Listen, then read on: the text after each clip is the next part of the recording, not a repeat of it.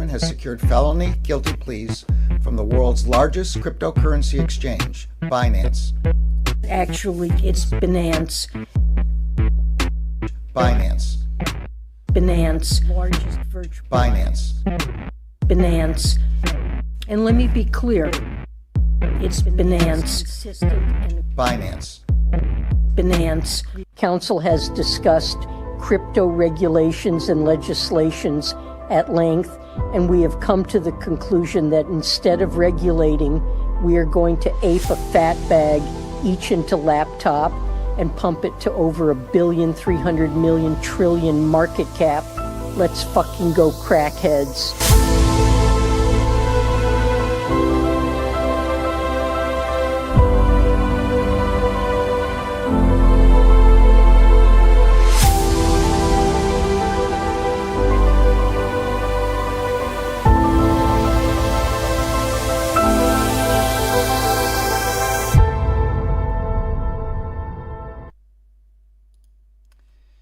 Good morning, everyone, and welcome back to another episode of the Crypto Morning Coffee. I got my water locked and loaded, ready to go because I'm doing a water fast, but it could get really ugly for crypto here, and we haven't talked in a while, so I wanted to come online and discuss the recent developments with you and also see where this all could be going, where it's headed, and then we'll talk about NFTs a little bit as well, as there is one or the other thing to say with regards to Ecomi and another NFT platform going down. Okay, but first of all, Bitcoin and the macro.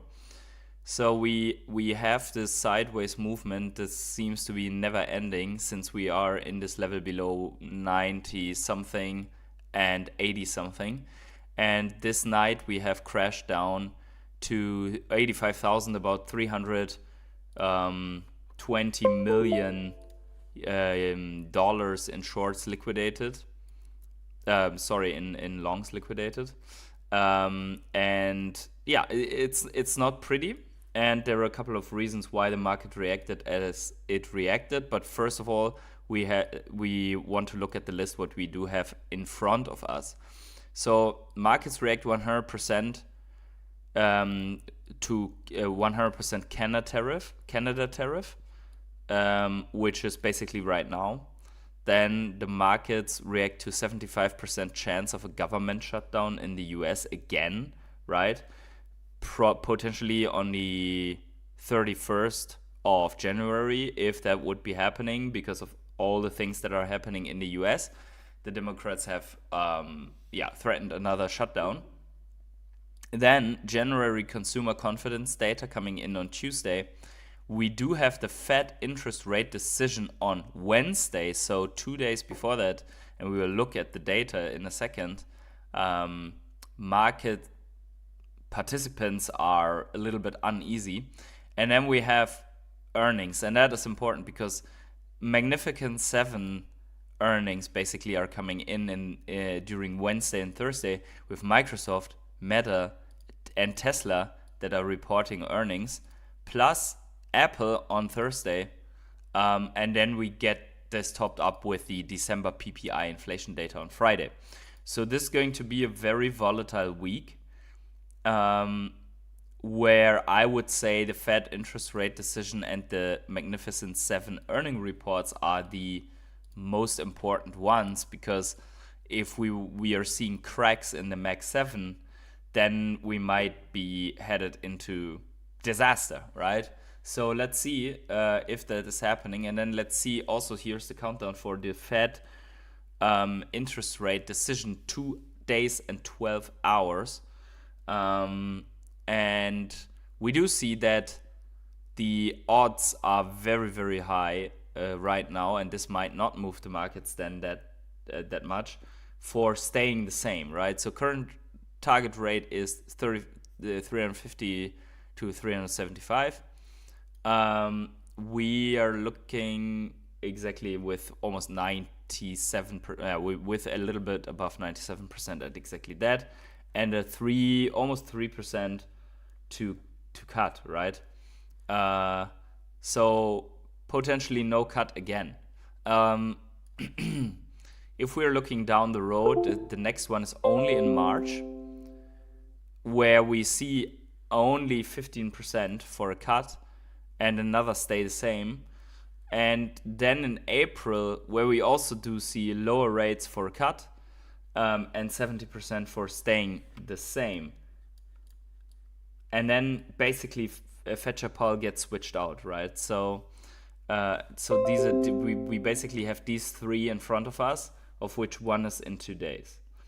And then the paradigm shifts, right? If we go then to June, we see that the chances are higher that we have at least one cut.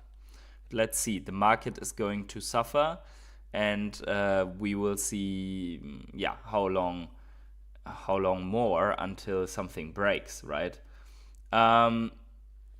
So there is a new rumor going on, and I think hard assets have to enter the equation today. Gold, Bitcoin. What kind of percentage are you thinking about? Is it a 5%? What do you think the ideal portfolio is supposed to look like today? We're surrounded by investors. We're surrounded quite literally by financial advisors who are thinking about that. Retail investors who are watching. I mean, what does it look like today? Very different than the past. So maybe I'll start with the equity market. I mean, the first thing I would say, we're going through the most extraordinary technology dynamic I've ever seen before. I would stay long equities. By the way, you can buy volatility very cheaply to manage your exposure. I'd stay long equities oriented to where growth in technology is. In fixed income is amazing. You're still clipping 6%. Would I stay 5 years in on the curve? I'd still clip that coupon. We're extending a little bit out. And then quite frankly, I mean, there's some interesting things to do in privates, bespoke markets. And I think hard assets have to enter the equation today. Gold, Bitcoin, things that give you a little bit of ballast in the portfolio against potential for currency depreciation. When you talk about Bitcoin should be part of the portfolio, what kind of percentage are you thinking about?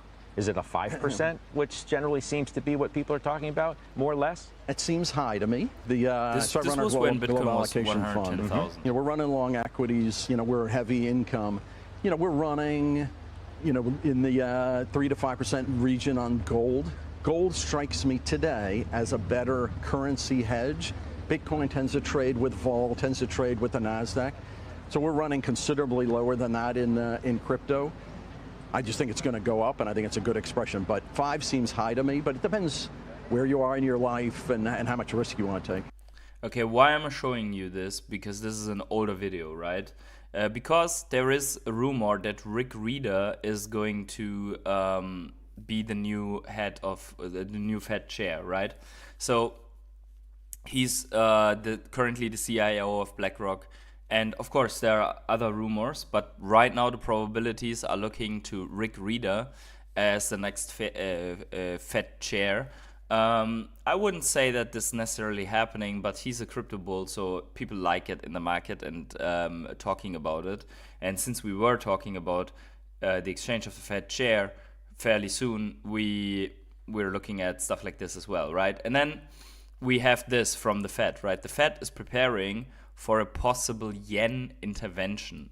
That means the US sells dollars and buys yen, so dollar supply rises and the dollar weakens. Liquidity increases and risk assets benefit. But remember, a strengthening yen could first cause similar crash like in August 2024. After that, markets will stabilize and start to rally. Now, this is... so here we also have this from Bloomberg AI, right? The yen staged its biggest one-day surge in nearly 6 months on speculation that Japanese authorities could be preparing to mount an unusual market intervention to halt the currency slide.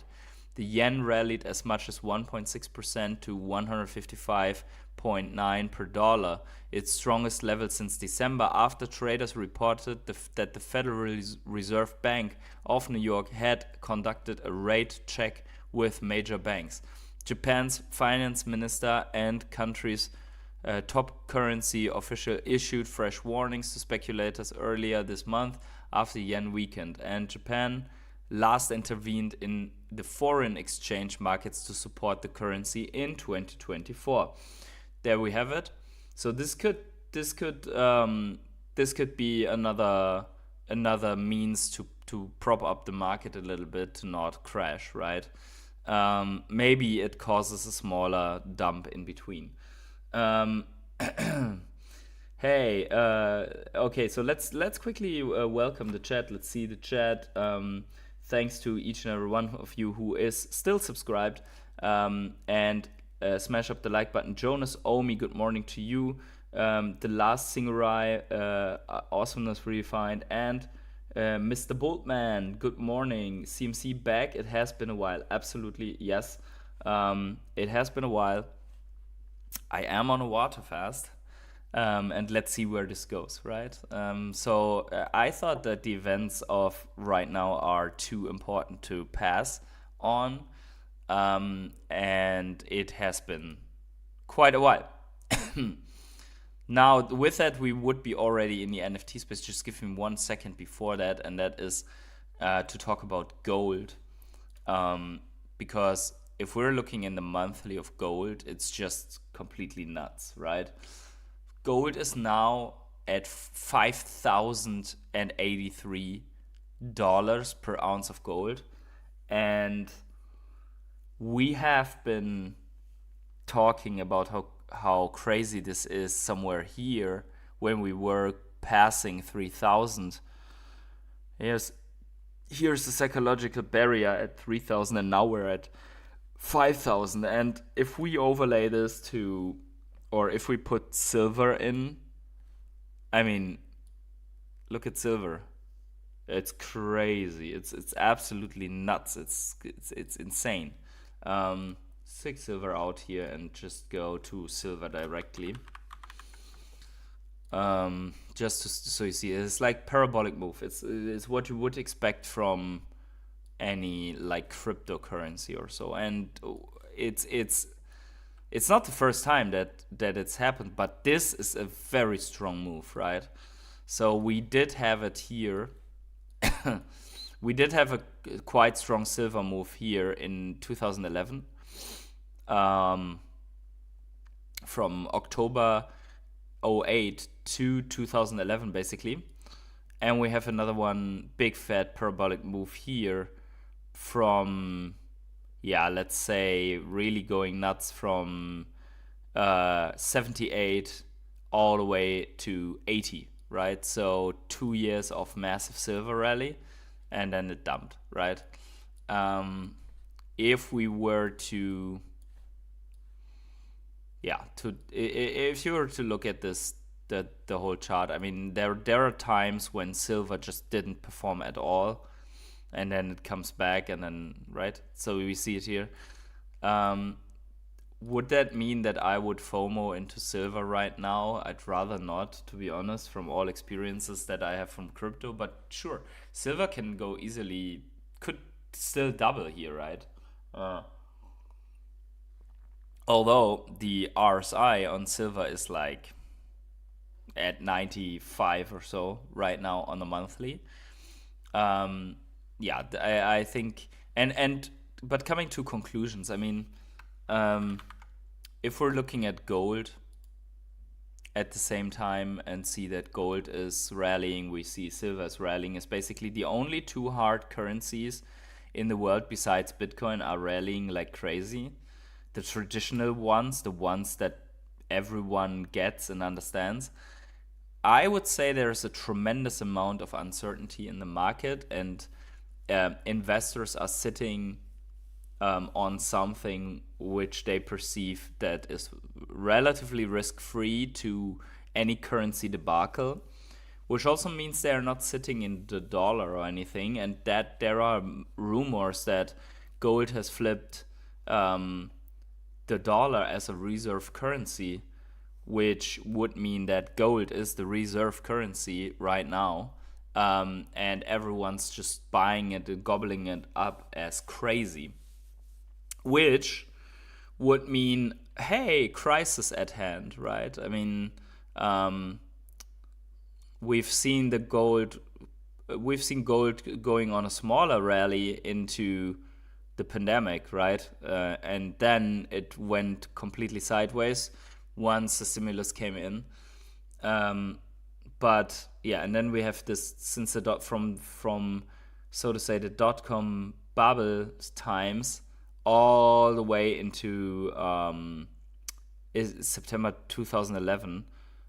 We had also another massive gold rally, right? So of course, in these times, there was both boom and bust inside one of these rallies. So we will see what happens, but it just shows massive uncertainty about what's going on right now in financial markets.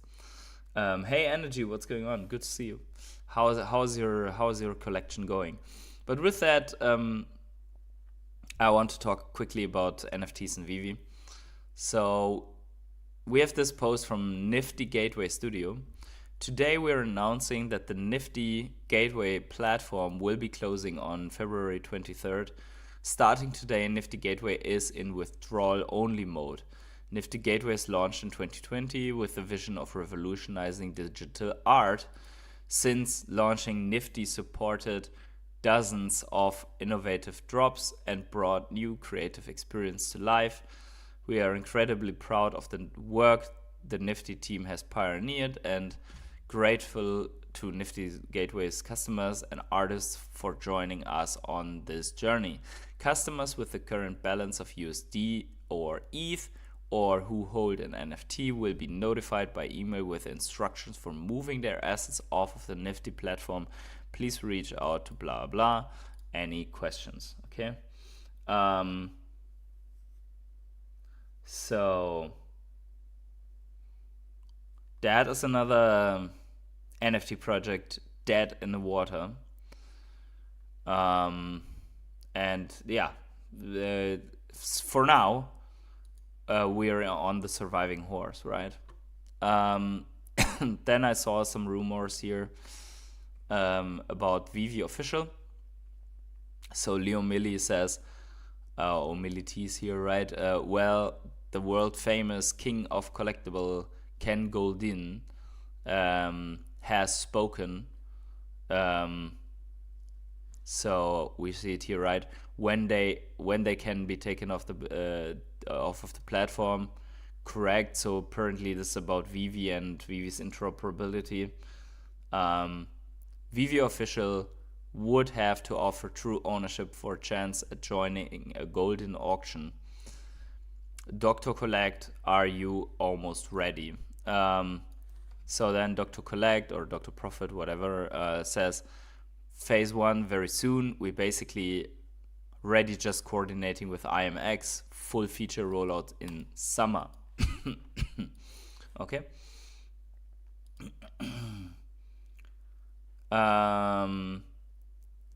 So far so good, right? I mean, there's always the risk that also this company here makes the exit, but it seems that it's dominating what is left of the market with regards to that collectibles are still selling, and yeah, they are operating fairly lean, and hopefully they have enough war chest in it until the stimulus comes back. Dan O says, kind of waiting for a similar announcement from a certain NFT company. That would be disastrous, right? I would even argue if VeVe would go out of business, then the NFT market is dead forever, right? I mean, that would be basically, I mean, maybe there would be some, at some point, CryptoPunks or something like thrown around again as legacy, but that would be it, right? The collectability side of NFTs, so to say, would be dead. I mean, you could do other things with the technology, but yeah, that would be it. I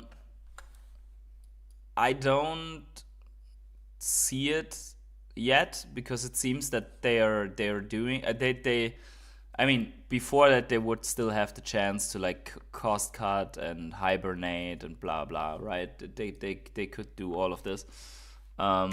If we're going to a Mutascan, I mean, the data chart is quite useless at the moment because of this mega spike here.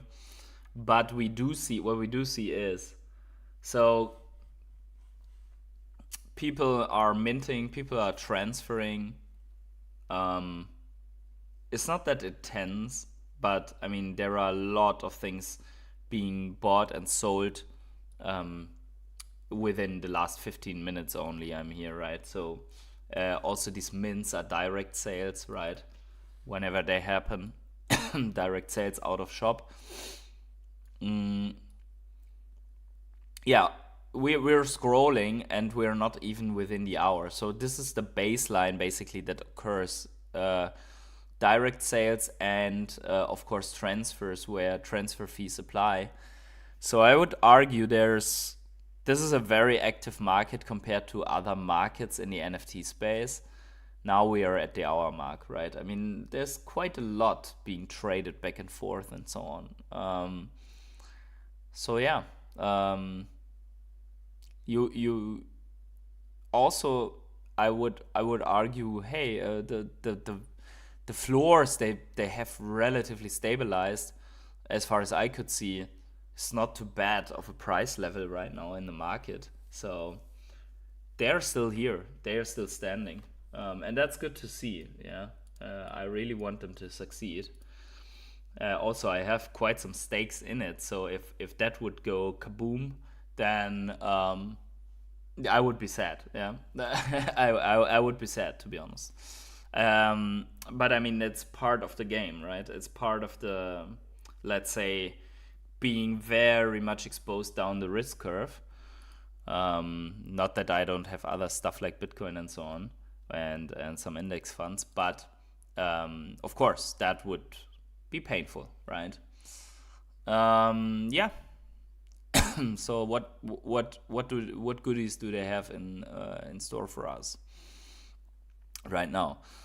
So they are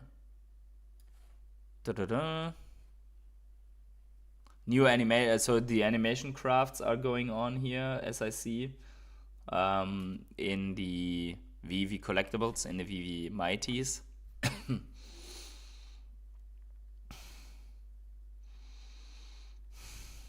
Yeah, that's about it, right? That's and they have had this Samurai Vader bust, where I saw that the ultra rare and secret rares sold out. I don't know how the rare and rest or whatever that was. I think there were 2 rarities left over in shops. I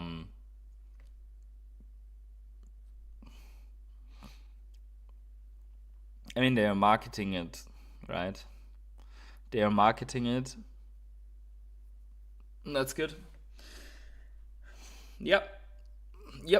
For today, that shall be it already. Let's get a smoother start in with only 23 minutes of live stream, but okay, so far so good.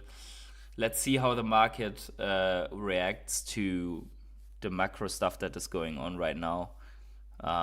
If we were to lose level on Bitcoin, the altcoins will get destroyed again. Yeah, not much that we can do right now. Let's see which altcoins can survive this. Yeah, continuing to be in a bear market, and I will go whenever I can and keep you all posted and updated. Thank you very much for joining today. Smash up the like button, subscribe to the channel if you haven't yet, and I see you wherever you are in the world. I see you in the next video or live stream. Have a good one, and